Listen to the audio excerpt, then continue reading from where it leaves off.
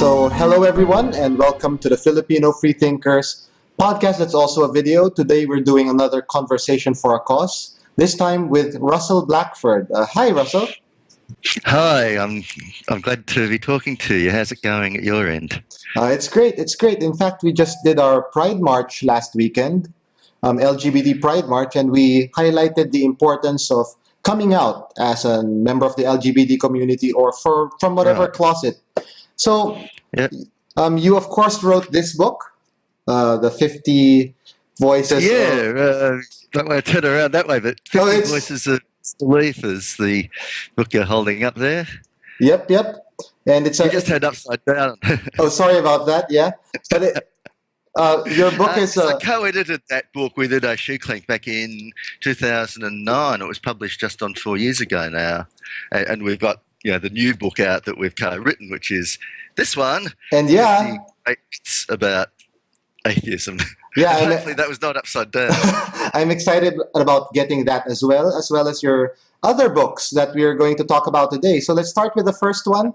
I like the cover, by the way, upside down as it may be, with a candle of reason, because That's right, yeah. yeah, we A candle too, of reason, which is always under threat. yeah, we too use the candle as a symbol for the logo of our group. So that's Carl Sagan's Candle in the Dark, of course. The Demon Haunted World, another good Yeah, or book. the candle of reason. Yeah.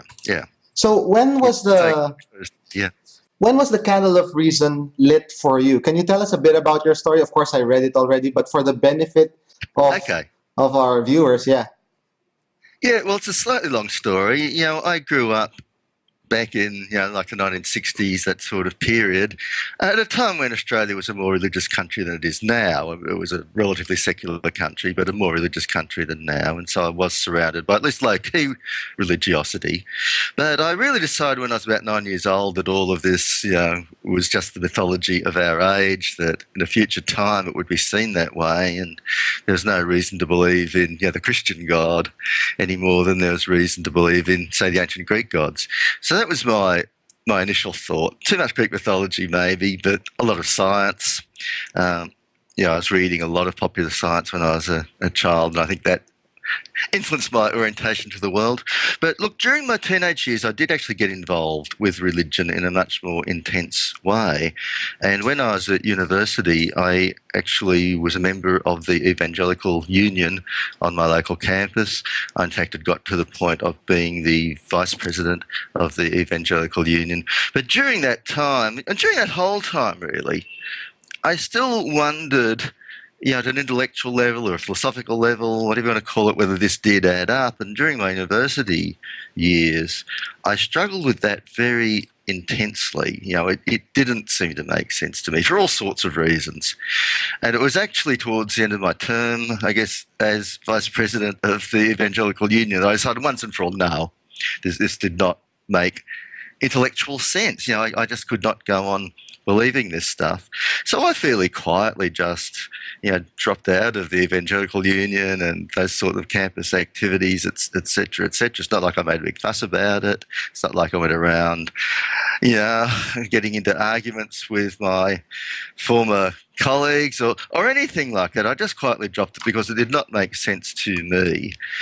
I've only become more militant about that, to use that word, which we should be careful about, Yes. in more recent years because of what I see as the very dangerous power and influence of various kinds of fundamentalisms in the world. And I think really that's what's galvanised, a lot of people over the past decade or so. That's Richard Dawkins or Sam Harris or, a lot of people who've just become very aware that religion is not this relatively benign thing that's probably going away anyway, but something that at least in some forms has a lot of dangers.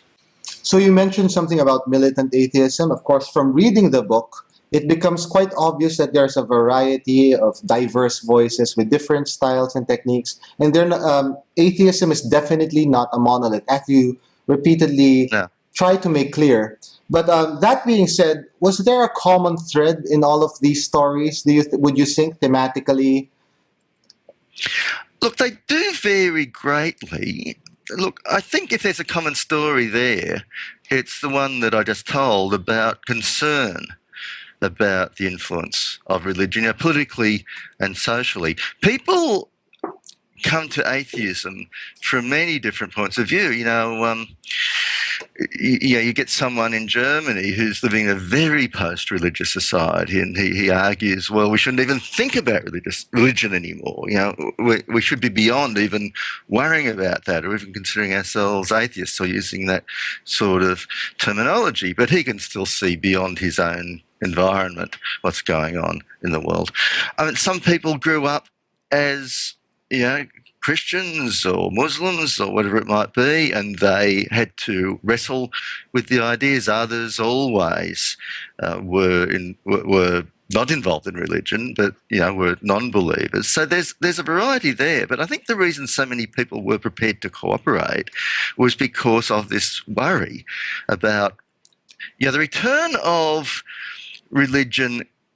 In some ways, in Western politics, we've seen that. And often when you see it, it's a particularly virulent kind of religion. These sort of fundamentalist ideas. I said earlier, I'm not very keen on the term militant for atheists, but I think we should be forthright atheists. We should stand up and be counted. Much as you were saying earlier about, a pride march, there are reasons to stand up in this environment and be counted, as non-believers. Yeah, so of all the stories that you edited, of course, the book with Udo a few years ago, but now to this day, what are the details in these stories that still are very salient in your mind? That the very poignant stories. Like, can you give us a few? Oh yeah, we can go into a few. Look.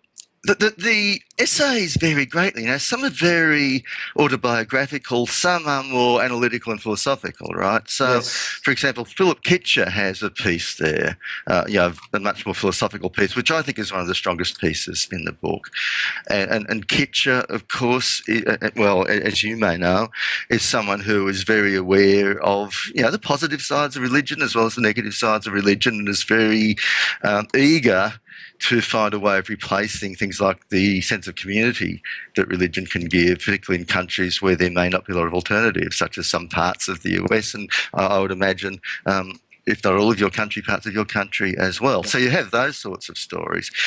You have a lot of people who come from a background in philosophical bioethics, where religion has had a great deal of influence, and those people are very concerned at the kind of influence that religion has politically over questions of the beginning and end of life. Yeah. Yes.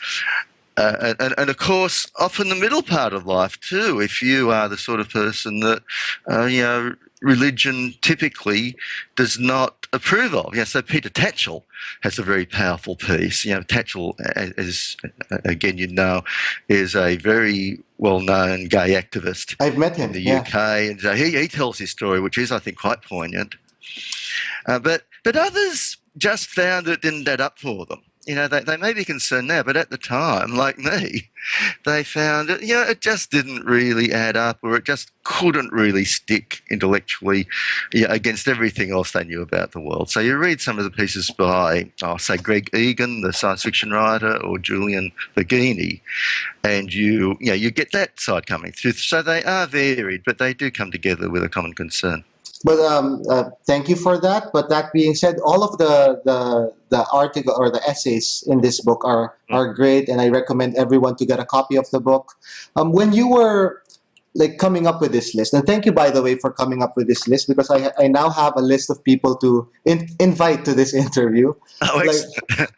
Were there people that you thought, I wanted him to be in the book, but for some reason he didn't make the cut, or are you working on a second volume maybe of another 50 We're voices? not working on a second volume. Now and then we think about it, and often I will speak to people, even fairly prominent people, who'd say, "Oh, if only I'd known, I'd have been interested to write for that book." Now, without going into detail, we certainly asked a lot more than 50 people. I see. A lot of people were busy and so on. So there were people who couldn't do it, but Yeah, next time perhaps. But even since we came up with our list, our longer list, more people have come to my attention. So yeah, we could doubtless do another book. Yeah, sometime. It's a big job, of course, and there's other projects. But sometime it would be good to do. I don't know, 50 more voices of disbelief, I or whatever you want certainly, to call it. certainly, I would get a copy of that book and make sure that the cover is right side up or something. But speaking of that, No that's problem. Just looking around for a copy, but I don't have one immediately at hand. uh, speaking of your next book, 50 Myths. I just have to tell you this story about someone who approached me about a myth about atheism. Like when she found out that I was an atheist, the first thing that she asked me was, "Okay, so you are an atheist, but do you believe in God?" So, Oh, I so I wow. guess, well, if there's one thing that does disqualify you from being an atheist, well, I think it would be believing in God. But so all right. so let's speak about I thought you were the. going to say believe in Satan or something. Something very I colourful. was quite surprised by that question, actually. So, of course, there are actual myths about atheists. The more humorous ones being eating babies and having orgies and virgin sacrifices. What for you are some of the humorous or silly, particularly silly myths that you have heard? Oh, things like atheists have no sense of humour, which is, maybe I don't have a good sense of humour. Who knows? Someone else can judge that. But of course, it's nonsense. But yeah, you'll get politicians say, "Oh, well, atheists have no sense of humour," because presumably, they don't share the sense of humour that the person saying it might have. So we talk about that. Oh, the one about Christmas. It comes up every year that atheists are in a war on Christmas and atheists don't celebrate Christmas. Now, of course, some atheists don't celebrate Christmas. Some religious people don't celebrate That's Christmas true. for various principled reasons. But a lot of atheists celebrate Christmas just like everybody else. It's a good time of year, perhaps, to have a secular festival. In some countries it's the winter solstice. That's the traditional reason. In a country like Australia, it's the summer solstice. Where you are, it probably doesn't. I don't know what you're on the equator, but Well, we still celebrate, there are yeah. traditional reasons. You still celebrate Christmas. It's a time to get together with friends and loved ones. Take a little bit of time off work. Exchange presents, express goodwill, think about things like that. So it's a secular festival for I many agree. people these days. So from Even the for believers, it's become that. Even for believers, it's become more a secular festival in most cases. I agree. I agree. So from the serious, from the humorous to the serious, like what are the more pernicious or harmful myths about atheism that you wrote about in your book? Well, the really pernicious ones are the ones about atheists in some way being of bad character. We're all immoral people, or atheists can't be trusted. You still see a lot of the claim that we're political extremists, associating atheists with Soviet communism, even trying to associate atheists with Hitler, which is pretty nonsensical. There's no good evidence that Hitler was an atheist. He seems to believe in at least some kind of God. But you get all of those which undermine our reputation as good people. And historically, this was strongly held. You go back to the beginnings of atheism, in Western countries, and there's this very strong idea that atheists were not trustworthy people.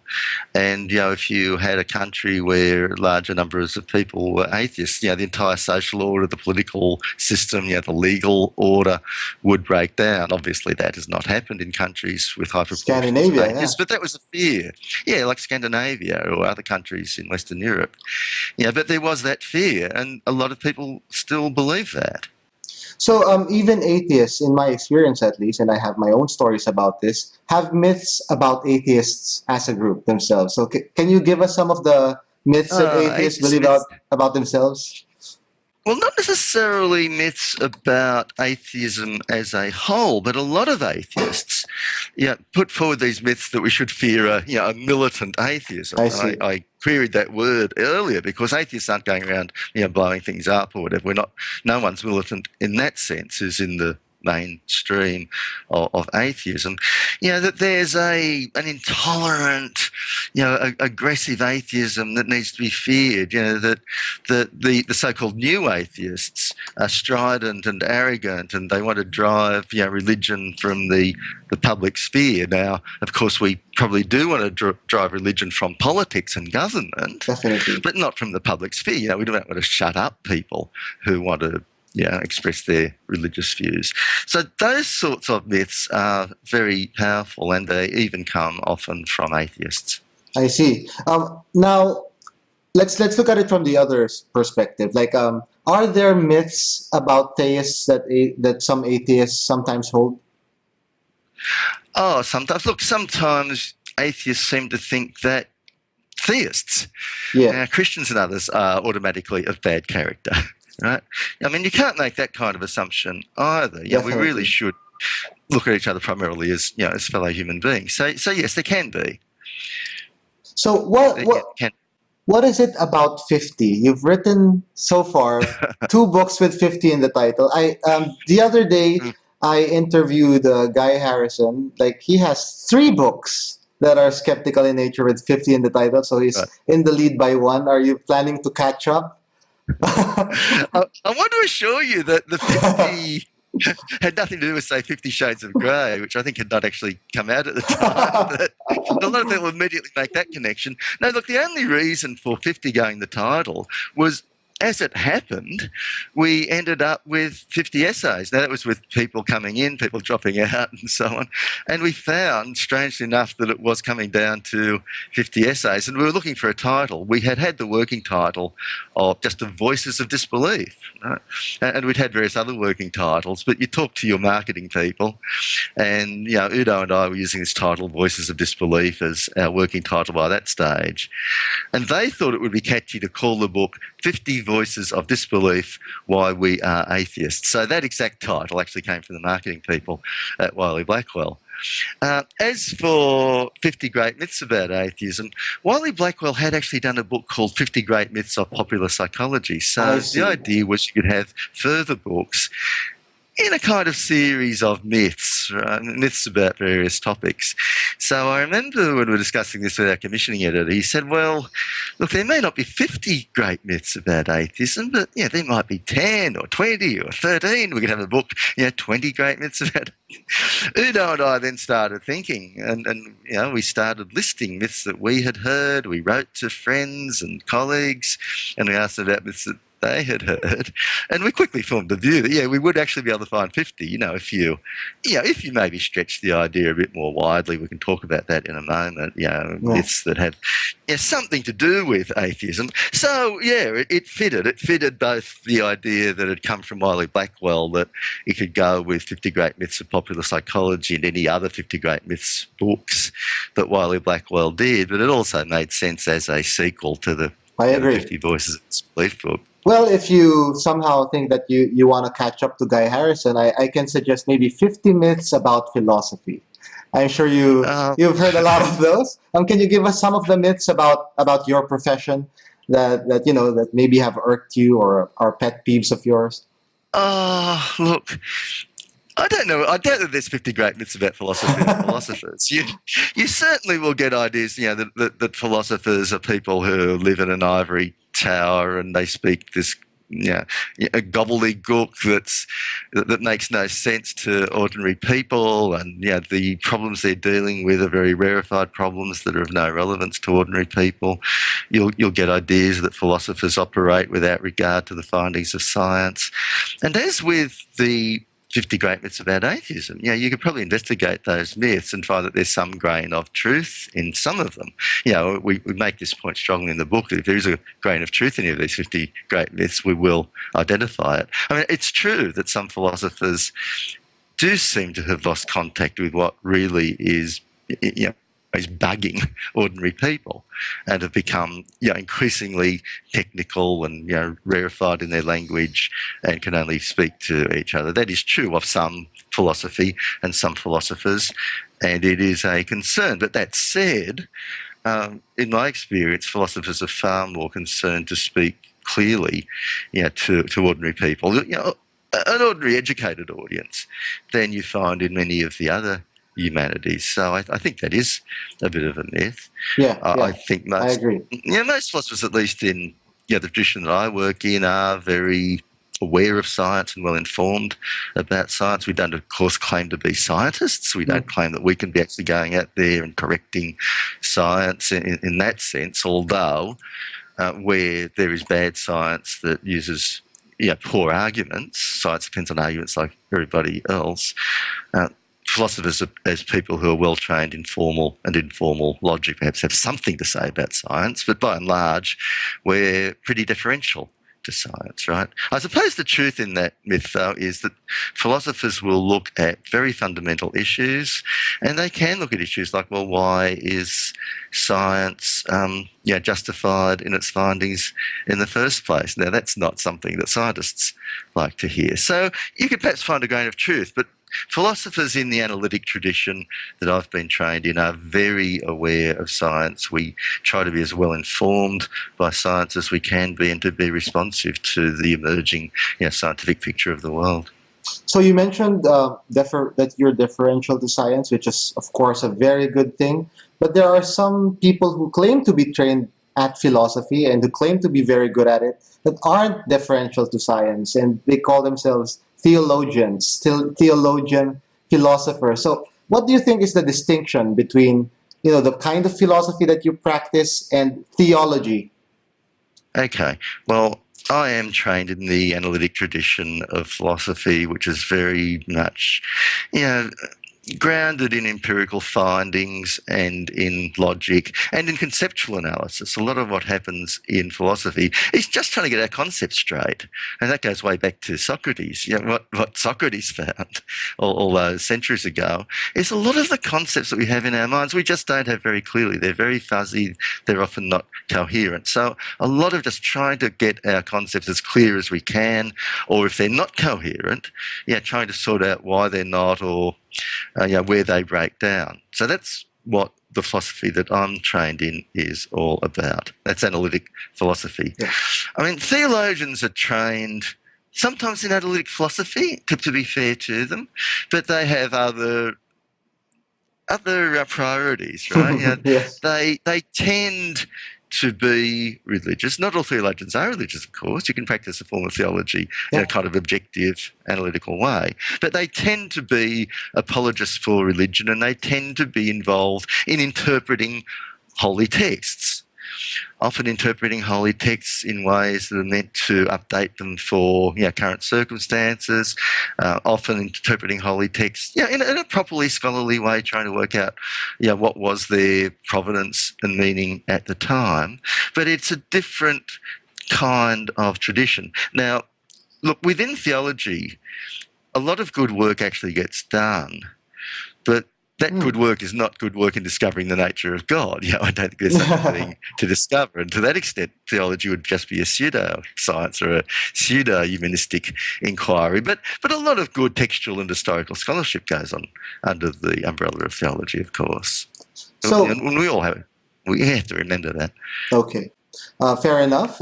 One other branch or kind of philosopher that is not as differential to science is maybe the postmodernist, in particular, those strains that are epistemological anarchists. So what do you think? I remember asking Dan Dennett about this question, and I found his answer quite amusing to me, because two kinds of people that I have problems dealing with, like trying to talk to or get concepts straight. Of course, that's the postmodernist.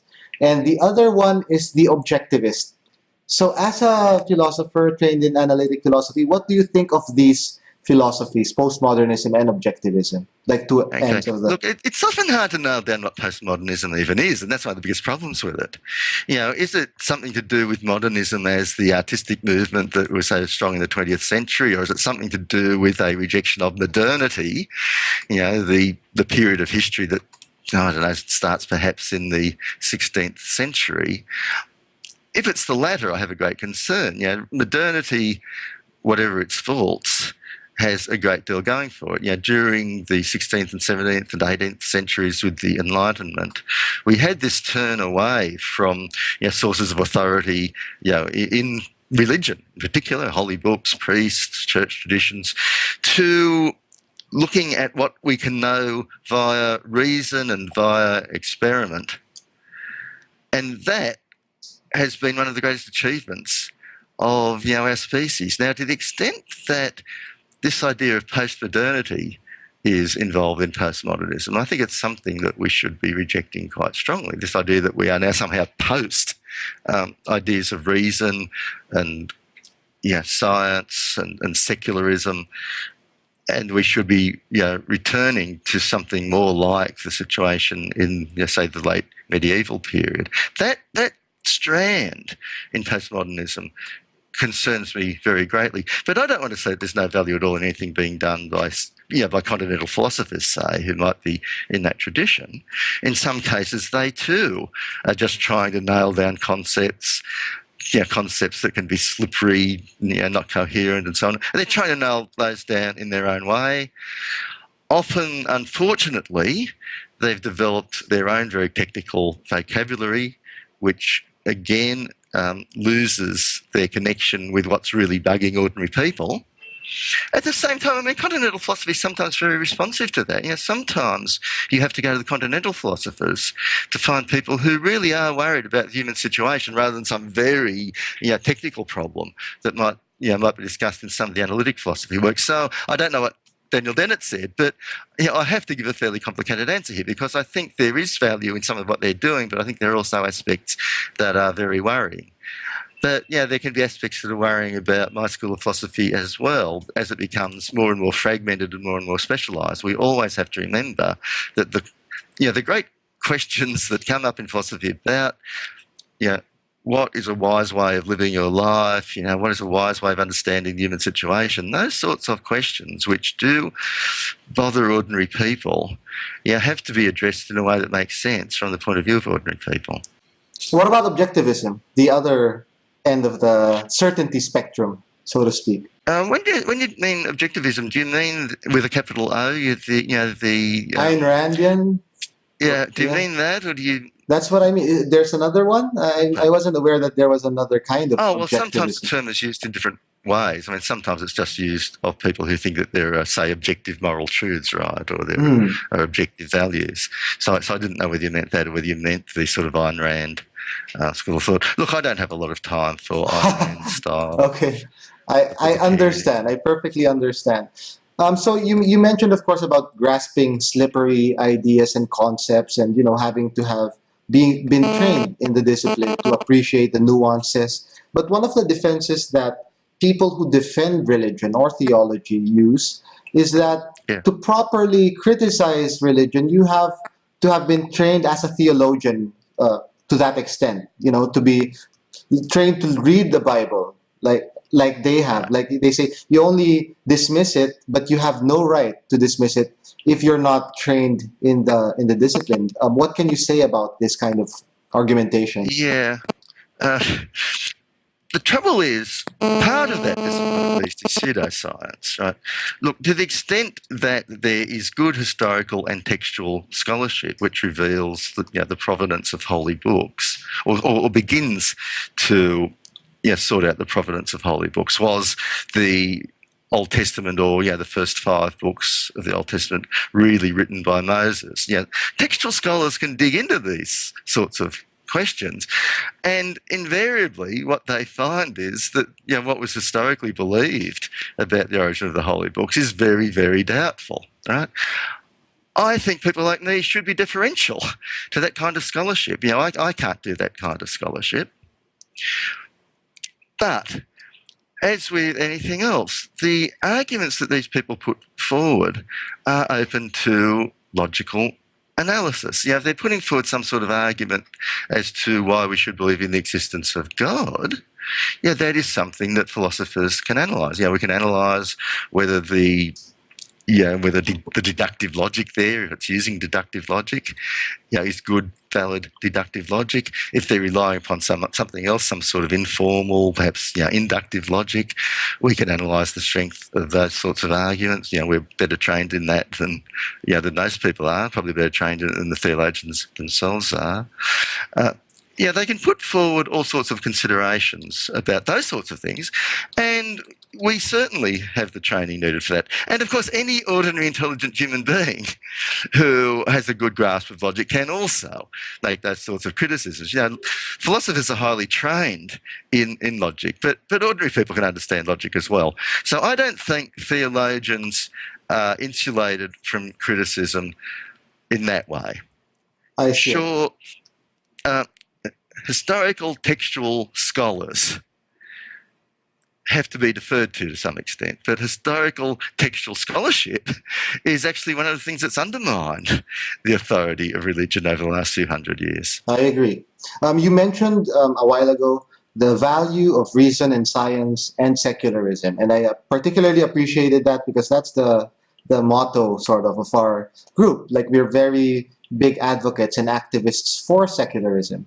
So Great. one of the common, or probably the most contentious issue in this country today is the reproductive health bill, where the access to contraception and sex education Right. and all that. And one of the main issues that that even the justices, because it's already at the Supreme Court now, the unconstitutionality of that is being tested, is the conscientious objection against referral. Because the people who are defending their right supposedly to religious freedom want to have the right to not refer their patients to people who could recommend them or teach to them the value of artificial contraception. So what do you think, like, where should we draw the lines on Where should we draw the this line? issue of conscientious objection? Yeah, okay. Well, look, it's a large question. There's quite a few questions tied up there. Look, the very first thing is that the state, the legislature, should not be guided by religious doctrine. Definitely. Religious doctrine or religious morality. That's the very first thing. And if the state is promulgating laws based on worldly considerations or secular considerations, then on the face of it, the religious have to obey that law as well. If you have a religion that practices human sacrifice, you don't get to practice human sacrifice just because it's what your religion tells you. There's a good reason to ban killing people. It doesn't have to be expressed as, we hereby ban human sacrifice. It's expressed as we ban killing people. And that will be wide enough to cover the human sacrifice as well. Your religion does not get you out of good, solid laws of general application to the whole community that are not based upon any religious doctrine or religious ethics, but are based on what's for the welfare of the community. So the starting point is that the religious have to obey these laws as well. Now, there is then a question, is it worthwhile giving some exemptions from these laws? Not for religious reasons, but for secular reasons. We might think for secular reasons we don't want to to burden the consciences of people, not just religious people, but other people whose consciences might be burdened. So say you have military conscription in your country. You don't have that for a religious reason, presumably, if you're a country that has that. But say someone comes along with a religious objection or a non-religious ethical objection. There may be reason to exempt that person, not on religious grounds, but on grounds that you simply don't want to burden the consciences of all sorts of people who have ethical objections. So there can be a basis for conscientious objection. Conscientious objection from military service is the classic one.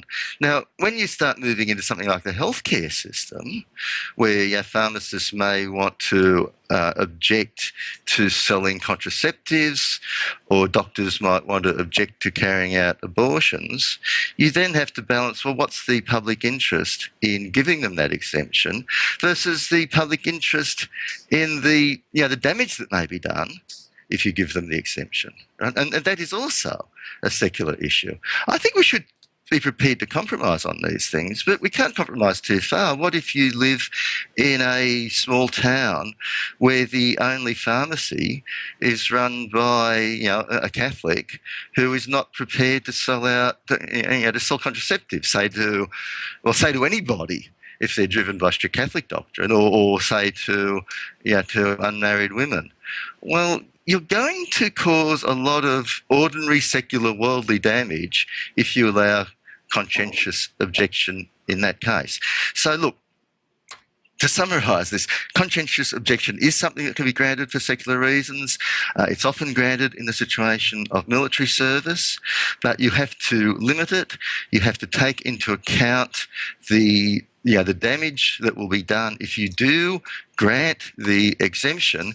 And what we usually do is we still place at least some burden on the person we're exempting. If you exempt someone from military service, you might still say, well, okay, we don't want you to serve in the army if you object to that conscientiously, but you shouldn't be allowed just to get off, with no burden at all when everyone else suffers a burden. So perhaps in your case, we'll require that you serve somewhere else in government service, right? They have to compromise. I see.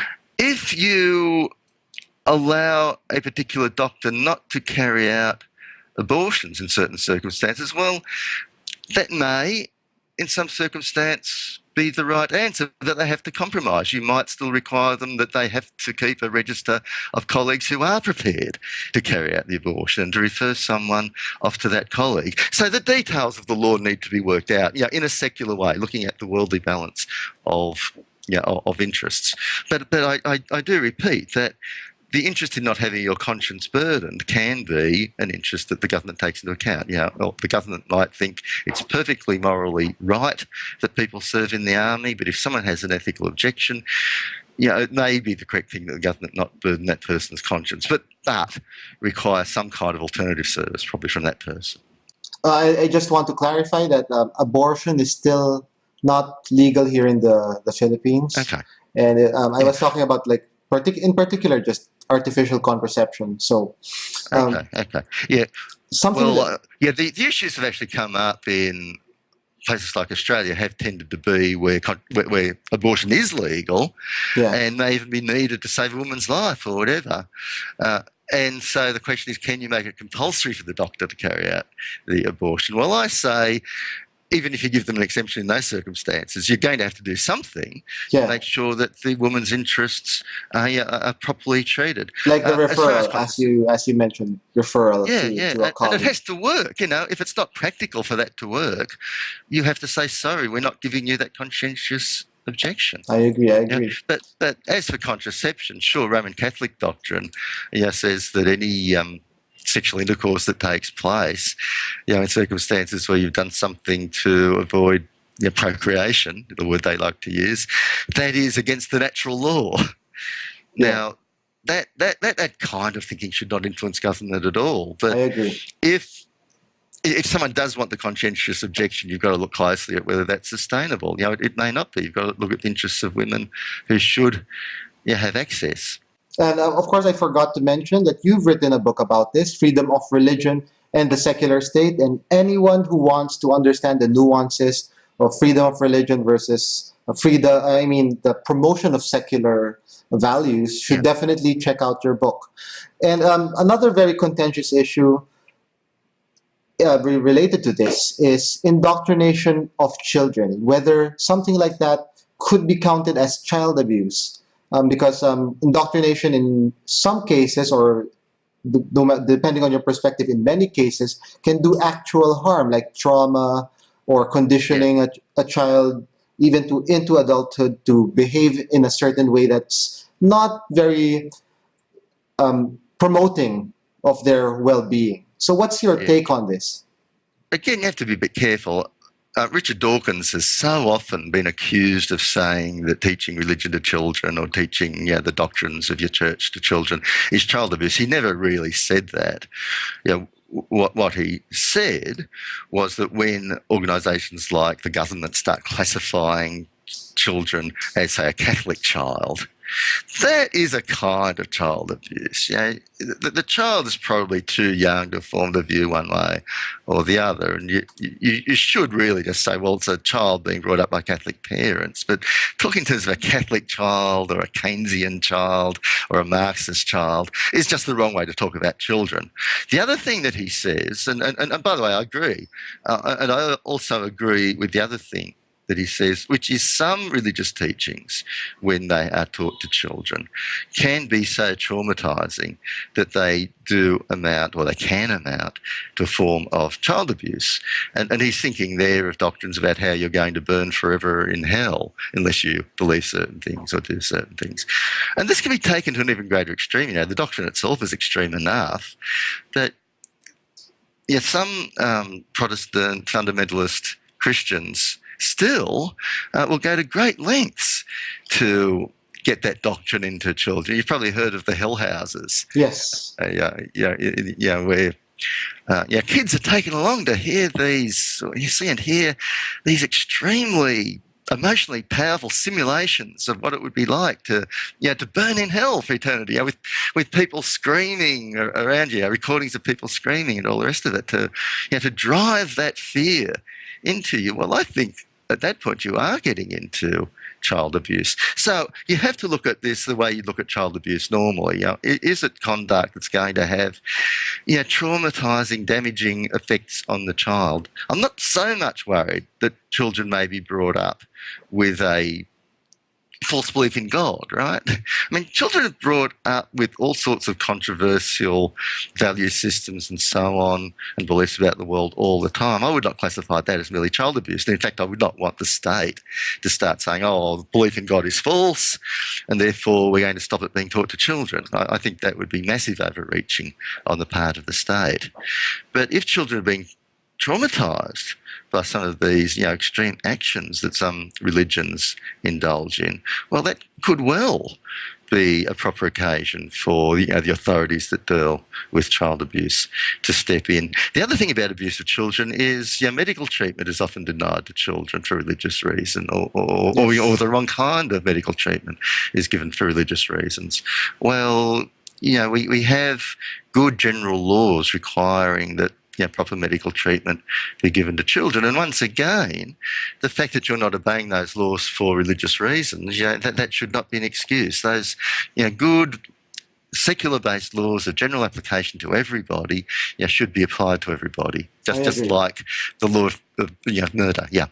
Speaking of legislation, one of your interests in relation to this is bioethics, and your latest book is Humanity Enhanced, and it's your latest book, and I haven't read a lot about this yet, and it's very interesting. Well, the book is not available yet. Amazon were advertising a release date of 29 November, but it's still there for pre-release.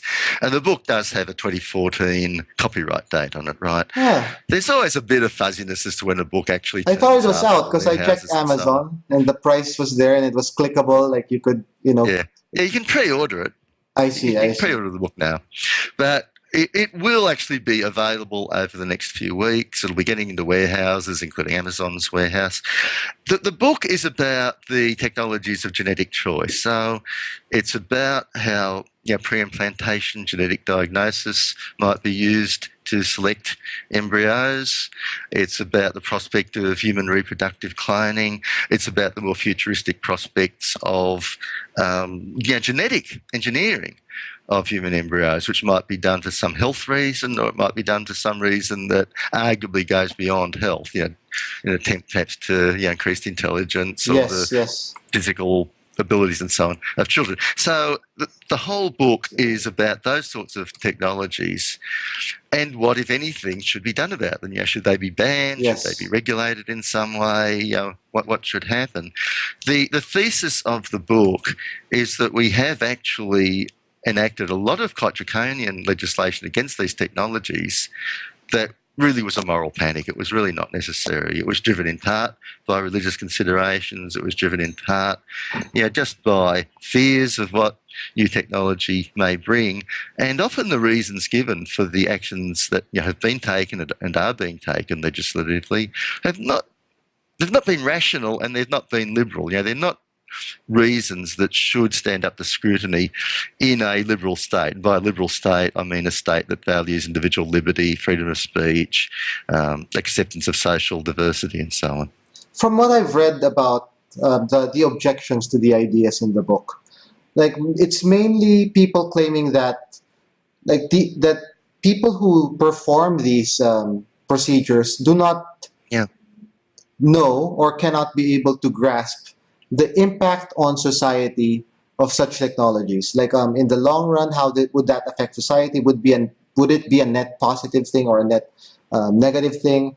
It's something that we love discussing during our meetups, like these ethical, how certain technology would affect society. So I just want to see how the thought process involved in this. Like, let me give you a Okay. hypothetical scenario, and Yeah. let's just see. Like, in places like Korea, people are very much fixated with physical appearance, and the All right. level of plastic surgery in that country is really awesome. Awesome is the word for it. Like, Okay. they've made an art of it. Yep. Now let's look at genetic engineering.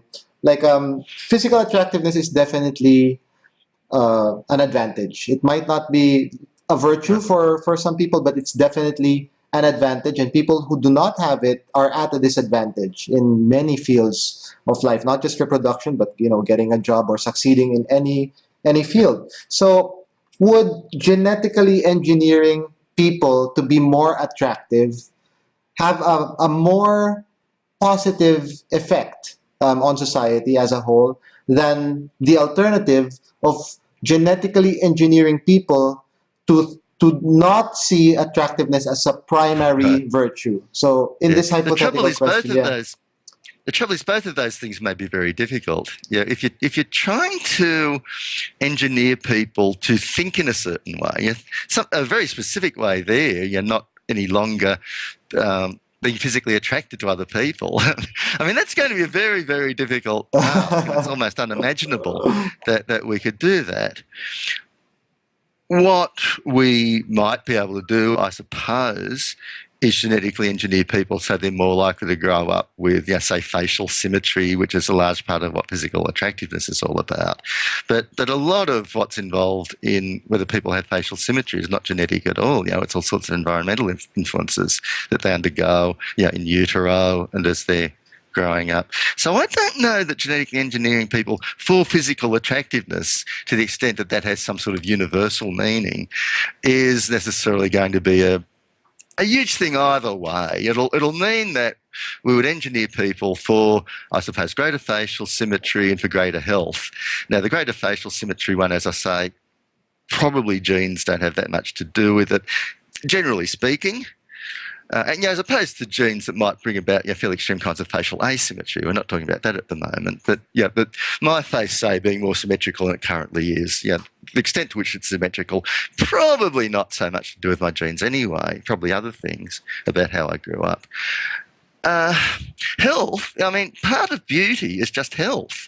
Hmm. So if we're genetically engineering people to be more healthy, inevitably those people are likely to be appearing more physically attractive as well. But it's a side effect. I don't think that's a particularly damaging side effect. If in our society more people are and therefore look healthy, that's probably a good thing. On the other hand, there is all this plastic surgery going on. You might worry about whether it's causing social damage or not. It's certainly potentially damaging to a lot of the people who undergo it, and we know that a lot of those practices in the past have caused a lot of problems to people. So it's not something that I particularly favour. But if we were genetically engineering people, well, I'm not sure that's going to cause any more disruption than the plastic surgery causes. So from a point of view as a liberal, is this really going to disrupt society? Well, I don't think it is. What I do worry about is something a little bit different from what you're saying, and it's this, that if we had genetic engineering technologies available and they were available disproportionately to the rich, Yes. that would be yet one more advantage accumulating to the rich, and yet one more way in which the social gap between Would the widen, rich yeah. and the poor opens up. Now, that's not necessarily a reason for banning things, because there's all sorts of things that are like that that we don't currently ban. I think the real clue to this is to have try to have a more equal society through the tax transfer system. But it is a genuine concern.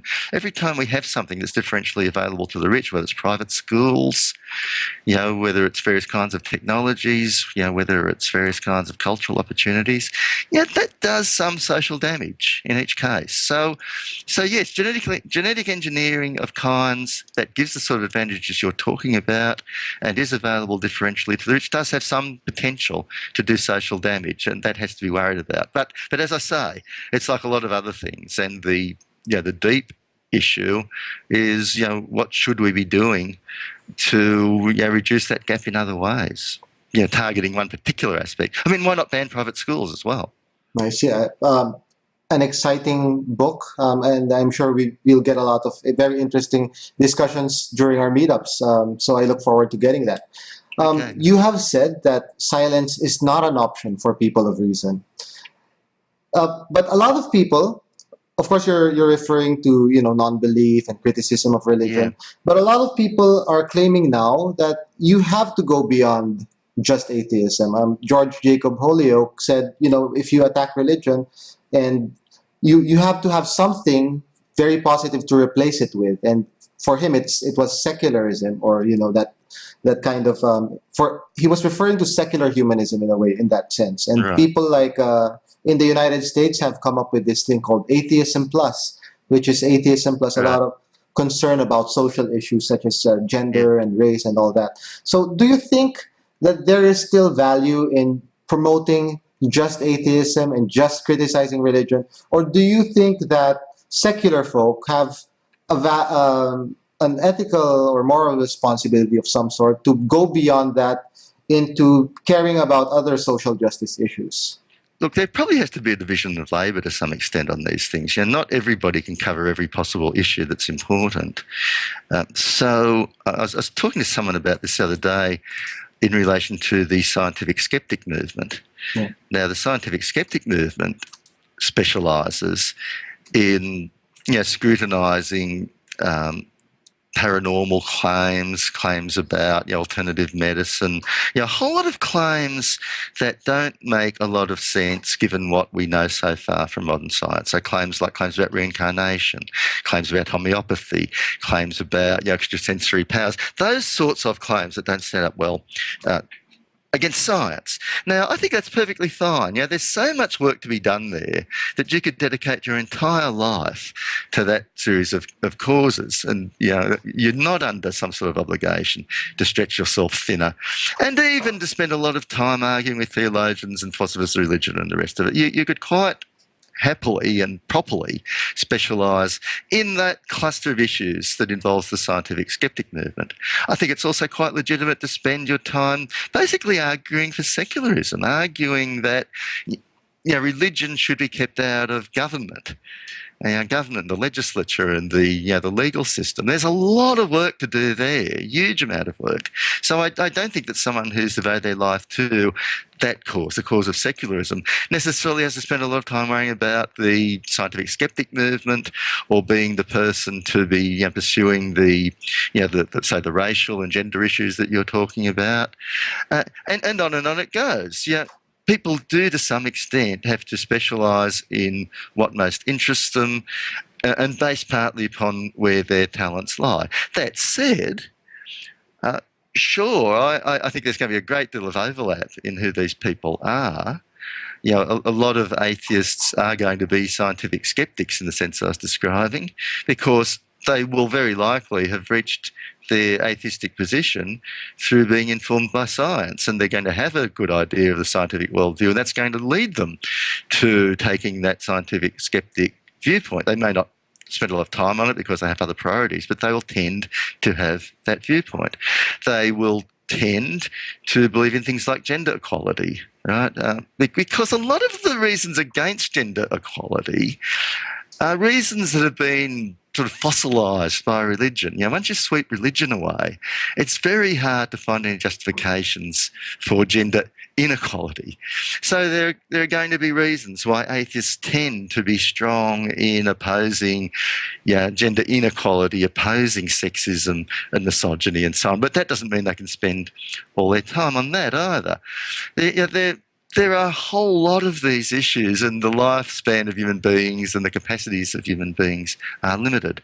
Now, related to your question, what if you destroy the kinds of communities that various religions have created? Can you replace those communities? And that's going to vary enormously. In some countries it might be very difficult to do that, at least in the short term, perhaps even in the medium term. In some countries it may not be such a big issue. I don't think that's a very big issue here in Australia. We are such a secular country now that most people are not finding their community support, in religious organisations, going to church and so on. I think that's almost a non-issue here, but it may be a huge issue in your country, and it may be a huge issue even in many parts of the United States. So it's going to differ. I do think it's worthwhile, in a sense, I suppose, going beyond just arguing about atheism, if you're, say, me, and arguing about, well, what is it like to live without God? What worldview seems to follow? I'm going to be spending the early part of the new year actually writing quite a long essay on that topic, which is, all going well, meant to be a chapter in a book that John Loftus is editing. But, we can't all be doing everything. Christianity is not great. Is that it? Yeah, the working title of that book is Christianity is Not Great. I'm looking forward to that as well. And are there any other projects or any things that you would like to leave as a message to everyone who's watching us now? Okay. Well, look, I have a number of projects going on. You've got to follow your own interests, follow your bliss, as they say. So not everything I'm doing is connected with religion. I've never been just an atheist. I've always been someone who loves art and science, and is involved in communities and is involved in philosophy. So I'm currently editing a book with Damien Broderick, which is actually about the prospects of machine intelligence. That's not really anything to do with atheism or secularism. It's just something that I think is a fascinating issue. Definitely. And so that book, which will be called Intelligence Unbound, probably will appear maybe about this time next year. We have just submitted the full manuscript to the publisher. Hopefully the publisher, that's under contract with Wiley Blackwell, hopefully the publisher will like what they've been given. You never absolutely know, of course, but all going well, that book should be out this time next year. Look, I'm involved in other projects as well. Some of which I guess have to be kept under wraps at the moment until I'm a bit sure that they'll come to fruition. But, I've never been, just an atheist. I've always been an atheist plus other things, plus the things that concern me, plus the things where my talents lie. So in the next year, 50 Great Myths About Atheism has just appeared. Intelligence Unbound will be appearing in about a year, and in between, Humanity Enhanced will be appearing very soon, and I'll be going on, writing in those areas and others. And of course, your blog will always be there. The blog's a bit in hiatus at the moment. You may have noticed I haven't really been blogging at my blog, which is called the Hellfire Club, very much at all. That's simply because I've been so busy. This year I've been working on those 3 books, among other things I've been working on. And if you've got 3 books all at different stages, all going through the pipeline, and so much goes on behind the scenes when you are bringing a book out. And having 3 that I'm juggling plus other things has really stretched me very thin this year. So blogging is one of the things that suffered. But I'll let's get back in the new year to the Hellfire Club. Well, it seems that you are a really busy person, and it makes me appreciate all of your time giving this interview all the more. So thank you so much, Russell. Oh, well, this is something I enjoy doing and I'm glad to do. So thank you. It's my pleasure, and thank you, and I hope to talk to you again. Okay, thank you. I hope so too. Okay, goodbye, and goodbye to everyone who's watching.